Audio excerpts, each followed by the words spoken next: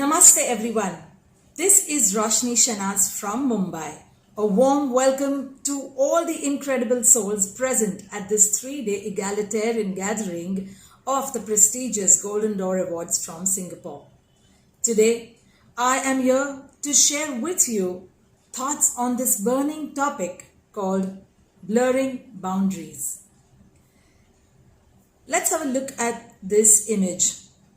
A new map created by scientists at Washington University in St. Louis depicts the brain's internal web of connections on how neurons light up together in response to certain stimuli.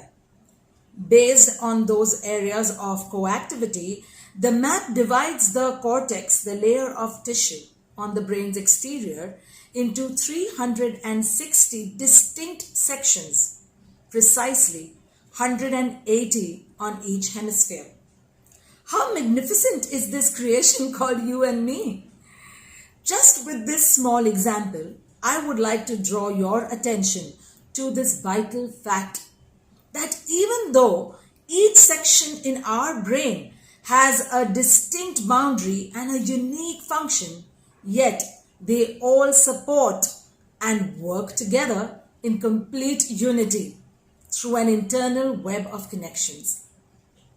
Now, if you look closely at these two images, you will see that the illustrated image shows definitive borders in the brain. Still, the actual image shows a bit of distinct fuzziness and blurred or merged boundaries between the different sections. This very distinctness represents the true nature of creation. The brain, despite having precise segmentation, operates in the oneness of reality as a whole, which is a right blend of the unity and diversity of our entire system. Think about it.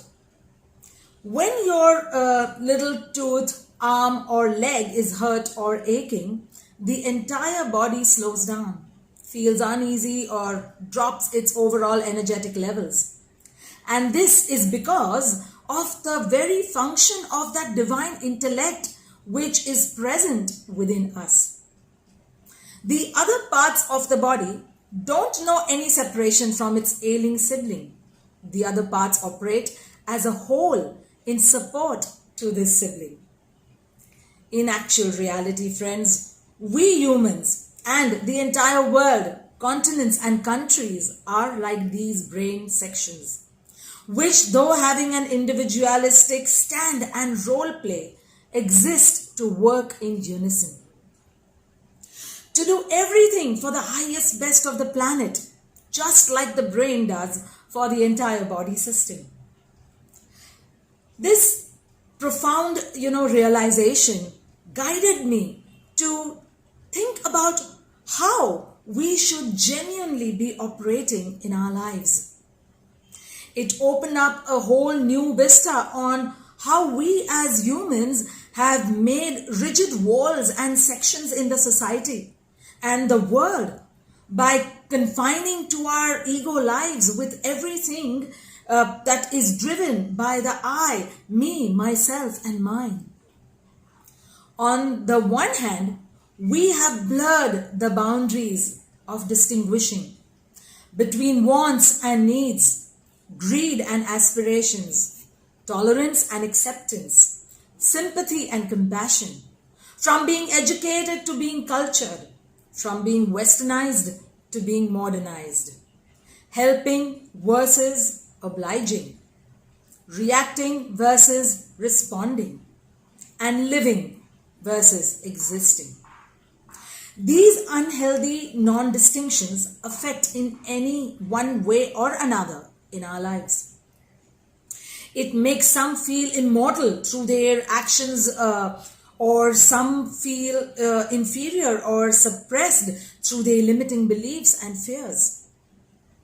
On the other hand, while we keep fighting everything and everyone almost every day, we never give a thought to fight and eradicate our ego, greed, vanity, rigidity, judgments, ignorance, and non-aware living.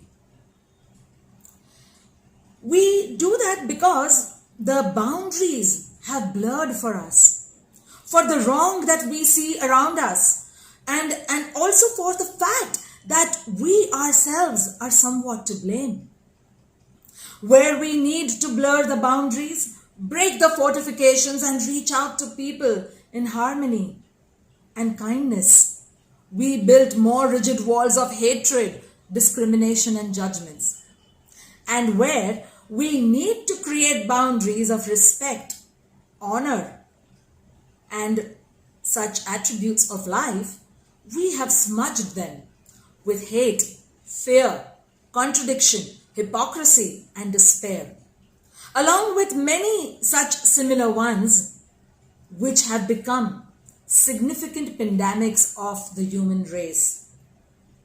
We have also blurred the boundaries where we need to form them, to protect our values, to protect a sense of self-respect, honor, the sense of right from wrong, from honesty to dishonesty, from moral to immoral. A case in example that we have blurred the boundaries of how we achieve success and earn money. Even though our conscience may disregard the crooked ways, most yet go ahead with it due to this blurring of values and principles of life. Then again, on the other hand of the fence, we have built gigantic heart walls and created those limitations, separations, and borders in our coexistence with each other and with all species on Mother Earth. If, example, there is a poor person in need, many will jog their minds with several judgments and reasons on why they should not help this person, because they do not know how and what this person will really do with their money. But to splurge on greed and hoard the universal resources, we don't even blink an eyelid. Such are the power-crazy, hypocritical ways of our duality, which are destroying our lives each day. But yet we turn a blind eye because it's someone else's house on fire. We don't scream out until we ourselves are, burning in that same heat. Some ask why. Why? Because we have not learned empathy. And even if we have learned the term, we do not or never have put it into practice to experience its power. You don't have to sit with a begging bowl on the road to feel what a poor beggar is going through. That is empathy. You don't have to get stabbed to death to feel what it is like to get murdered. That is empathy. Empathy is to feel others' pain and understand their situations without going through the same experience yourself and without judgments. It is not a mere philosophical exposition, but rather a critical ingredient and one of the most and greatest gifts of humanity, humanhood. A way of life that makes us live for the other by expanding our heart energy and becoming more and more compassionate each day. But you can only awaken such empathy when you have blurred the right boundaries and broken the epidemic walls of separation from the rest of the existence. Empathy and compassion thrive when divine love that already has an abode within us is awakened and aligns you to the eternal truth of oneness of all beings. Empathy is so coherently expressed through this quote of Martin Luther King Jr., which I really love. It is from a letter he wrote from the Birmingham jail. Injustice anywhere is a threat to justice everywhere.